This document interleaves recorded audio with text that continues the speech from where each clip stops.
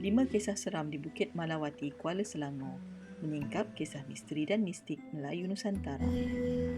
Bukit Malawati merupakan sebuah destinasi pelancongan di Kuala Selangor yang kaya dengan kesan tinggalan sejarah Melayu Bugis yang berharga.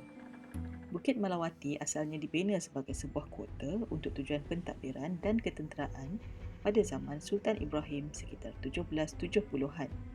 Kota ini kemudiannya diambil alih oleh Belanda, namun berjaya ditawan semula oleh Kesultanan Selangor dalam masa yang singkat. Setelah pentadbiran Kesultanan berpindah ke Kelang, kota atau Bukit Malawati ini dipelihara dengan teliti, di mana terdapatnya muzium, makam diraja, rumah api, balan cerap, rumah pegawai daerah, tanah perkuburan lama dan beberapa binaan bersejarah yang lain di sekitarnya. Di sebalik kekayaan kisah-kisah bersejarah, Bukit Malawati juga menyimpan 1000 misteri dengan kisah-kisah seram dan mistik. Gangguan ketika pesta.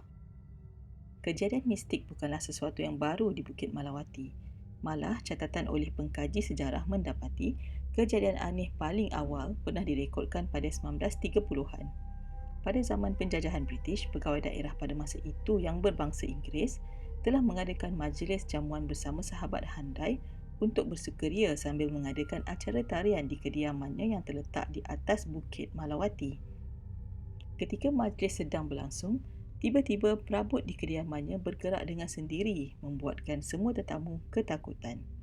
Beberapa saat kemudian, lampu-lampu di kawasan sekitar menjadi berkelip-kelip, diikuti dengan penampakan satu lembaga hitam terbang melayang mengganggu para tetamu sebelum berlalu pergi seakan ditiup angin. Objek beralih tempat. Kejadian objek beralih tempat masih kerap berlaku sehingga ke hari ini. Namun catatan mendedahkan insiden terawal pernah berlaku pada tahun 1948. Kisahnya, pegawai daerah Kuala Selangor pada masa itu, Sir D.A. Dorry telah mengajak teman-temannya meluangkan masa pada hujung minggu untuk menembak burung yang banyak bertinggi di pokok jati dan pokok sena sekitar kawasan bukit. Keesokannya, dia mendapati kereta-kereta yang dibawa naik oleh para tetamu semuanya telah jatuh ke jurang bukit tersebut. Perkara ini menjadi tanda tanya kerana tiada siapa pun dibenarkan naik ke bukit itu pada waktu malam, apatah lagi penduduk tempatan. Sejak kejadian itu, Sir D.A. Dorry telah meletakkan sekeping papan kenyataan yang melarang keras sebarang pembunuhan binatang dan aktiviti menembak burung di kawasan itu. Meriam meletus dengan sendirinya.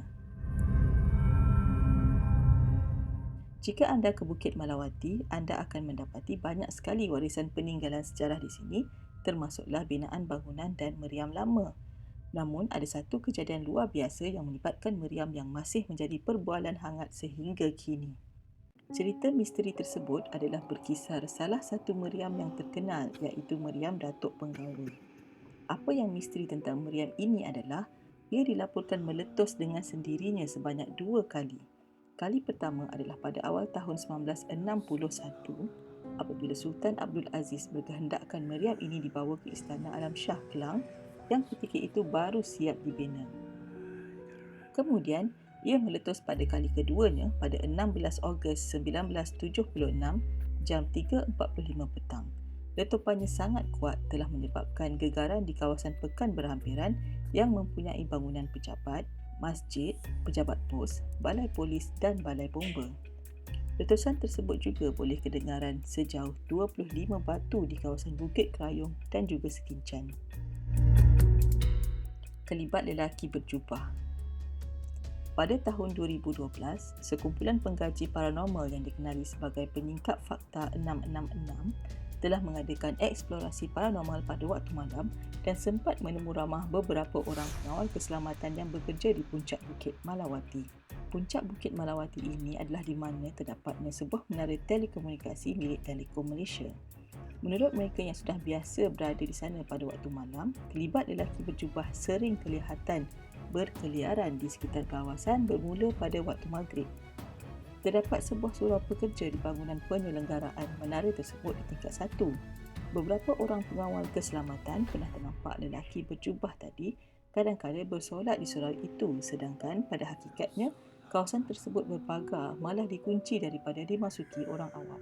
Menurut pengawal keselamatan itu lagi, jika ada di antara mereka tertidur di dalam surau yang sama, ibu jari mereka akan diusik setiap kali kedengaran azan dari masjid berhampiran seakan mengejutkan mereka bangun menunaikan solat. Penampakan pocong. Kalau tadi kita sentuh tentang kisah mistik melibatkan makhluk yang seperti menjaga kawasan Bukit Malawati, kali ini kita beralih pula kepada penampakan makhluk yang lebih menakutkan, iaitu pocong. Cerita tentang penampakan pocong bukanlah sesuatu yang asing di sini. Ramai yang menaiki bukit ini pada waktu malam pernah terserempak dengan pocong merayau-rayau di laluan, jalan ataupun di bahagian pokok-pokok besar yang tumbuh menghijau sekitar kawasan ini. Seorang pelancong tempatan menceritakan dia bersama isteri dan anak-anaknya telah singgah ke Bukit Malawati dalam perjalanan pulang ke Kuala Lumpur selepas melihat kelip-kelip di Bukit Belimbing pada suatu malam. Ketika kenderaannya mendaki bukit, anak kecilnya yang berusia 2 tahun telah mulai menangis tanpa sebab. Puas isterinya memujuk dengan memberikan minuman dan makanan, tetapi anaknya masih menangis seakan ketakutan. Berasa tidak sedap hati, si suami terus memandu dan mengambil keputusan untuk terus membelokkan kenderaan turun ke bawah. Dalam perjalanan turun, seekor pocong kelihatan berdiri tegak di tengah-tengah laluan menghalang mereka turun ke bawah. Mereka sekeluarga membaca ayat-ayat suci Al-Quran berulang kali sehinggalah akhirnya pocong itu hilang dan tidak lagi mengganggu mereka. Lelaki itu juga mendakwa keretanya menjadi begitu berat sepanjang perjalanan turun sehinggakan dia terpaksa berhenti di sebuah stesen minyak untuk memeriksa keadaan kenderaan. 2 daripada 4 anaknya demam panas pada keesokan harinya dan anaknya yang kecil terpaksa berubat dengan perawat tradisional untuk memulihkan semangatnya. Anda ada pengalaman seram di Bukit Malawati? Kongsikan dengan kami di ruangan komen.